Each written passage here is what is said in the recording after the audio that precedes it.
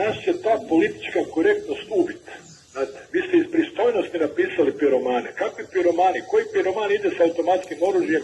Srbini još pali po hrvatskim mjestima. Znate, to je smiješno. Možete zamisliti da u Izraelu 3 Palestinca pale državu Izrael i da se u njihovoj emisiji postavlja ovako pitanje. Pa naravno da ne. To su teroristi. Jer, kad je neko piroman, to se liječi na psihijatriji. Je li neko postavio pitanje od kod toliko piromana baš u 3 dalmatinske županije? Jedan požar, drugi, treći, peti u isto vrijeme izbio. A što mislite, zašto je to tako? Pa zbog toga, gospođo draga, ajmo ovako staviti situaciju. Ako je neko bio i borio se protiv Hrvatske i sad on dođe iz Srbije na ljeto u Hrvatsku ili tu živi, a nije otkriven, recimo, ne, kao neki zločinac ili ništa, a radio je u ratu svašta. Vi stvarno vjerujete da je njemu neki problem uzeti cipu u paljač i baciti ga na one iglice? Znate?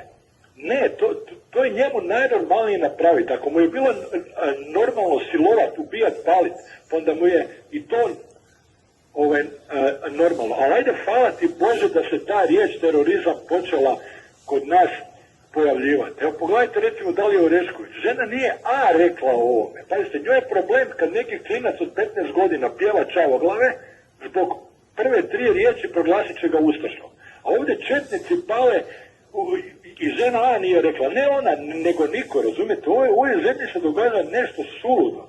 I ovo što ste rekli za balvane, naravno da se sjećamo balvana. Ovo vam je neka vrsta balvana. I dobro da su otkrili da su srpske nacionalnosti, znate, je to hrvatski državljani? Vi ne znate tko su oni. Da. Razumijete?